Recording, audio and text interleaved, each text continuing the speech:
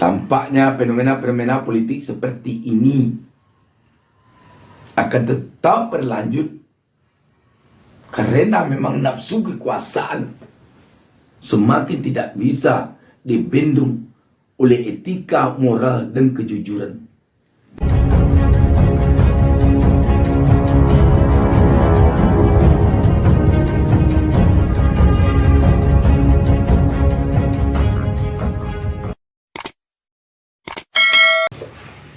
Assalamualaikum warahmatullahi wabarakatuh. Jumpa lagi dengan saya, Bustami Narda. Saya tak lupa mendoakan kepada Allah Subhanahu wa taala, Tuhan Yang Maha Esa, semoga seluruh pemirsa atau kita semuanya selalu mendapatkan keberkahan hidup dari Allah Subhanahu wa taala, Tuhan Yang Maha Esa. Sahabat BN, di tengah-tengah riuh rendahnya persoalan perpolitikan nasional sekarang ini, terutama tentang Pilpres, baik antara Presiden Jokowi dengan PDIP, Presiden Jokowi dengan Prabowo atau Gerindra, maupun antara Presiden Jokowi dengan Anies Baswedan, diam-diam ternyata saat ini terjadi kekosongan pimpinan pada 514 Bawaslu, Badan Pengawas Pemilu di kabupaten kota Indonesia, seluruh Indonesia. Bayangkan kalau ini kita coba melihat dari sisi politik. Apakah tidak wajar rakyat atau publik bertanya atau beranggapan bahwa ini ada motif politiknya, bahwa ini ada kemungkinan tekanan secara politis? Sahabat BN, semakin terbukti jadinya kepastian adanya kecurangan pemilu pada pemilu 2024 yang disampaikan Menko Polhukam Mahfud MD semakin nyata. Sahabat BN, kalau saja ada skenario untuk melakukan kecurangan pemilu dari penyelenggara pemilu, dapat kita bayangkan nanti bagaimana hasil pemilu. Apalagi dulu jauh sebelum ini, wanita emas telah mengatakan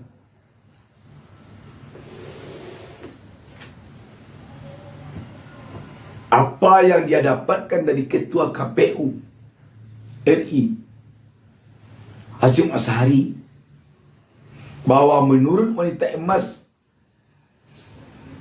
Ketua KPU RI Hasyim Asyari lebih kurang mengatakan akan ada desain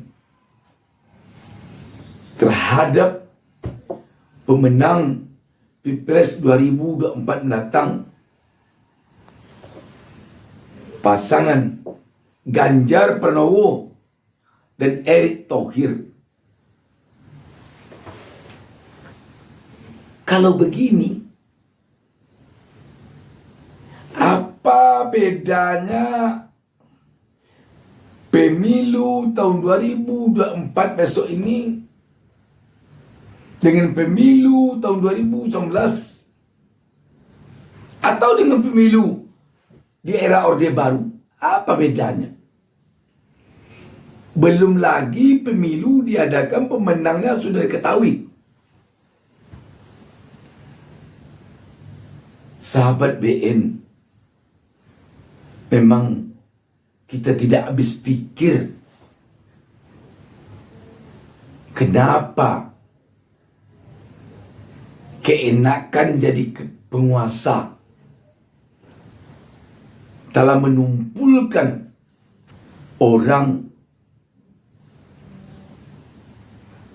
dari upaya mematuhi konstitusi dan membuat orang menghalalkan segala cara untuk mencapai kemenangan kekuasaan. Antara menurunkan berita pada hari Selasa 15 Agustus 2023 tentang hal ini.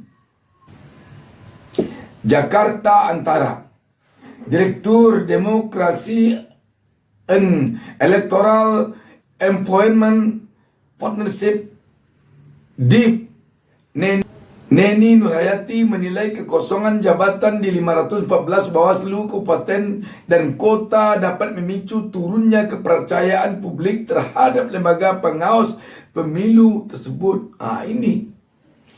Ini jelas akan menurunkan kepercayaan publik atau rakyat kepada Bawaslu.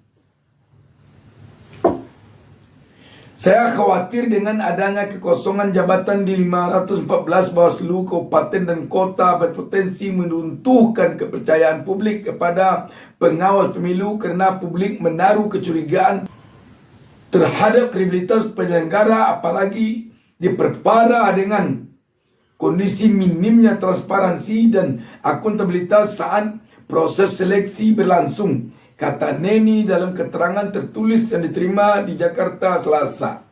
Ini menyangkut minimnya transparansi dan akuntabilitas ini jelas akan membuat curiga rakyat. Ada apa?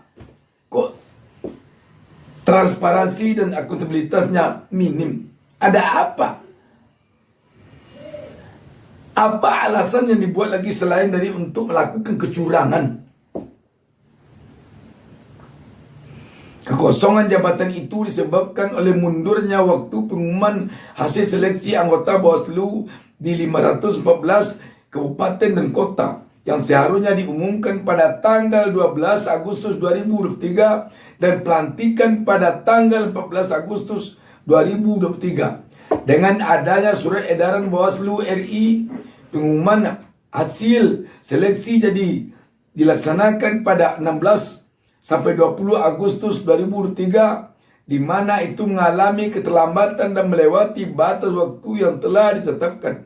Padahal masa jabatan anggota Bawaslu di kabupaten dan kota selesai pada tanggal 14 Agustus 2023. Coba lihat, kekosongan ini telah terjadi. Neni menyayangkan jadwal pengumuman yang sudah 2 kali mengalami keterlambatan dari jadwal awal. Dia menduga ada kepentingan politik dan intervensi dari berbagai pihak atas mundurnya pengumuman di 514 Bawaslu Kabupaten dan Kota ini. Lagi-lagi ini nanti semakin membuat rakyat jadi kecewa dan jadi curiga. Tetapi nanti kalau rakyat keras mengatakan, dituduh lagi rakyat menuduh, dikatakan lagi rakyat menuduh nih, nanti ada lagi delik-deliknya. Kalau mereka ini, para pejabat ini melakukan keterlambatan, tidak ada deliknya. Tapi ketika rakyat curiga terhadap keterlambatan itu, akan adanya kecurangan, baru muncul nanti deliknya.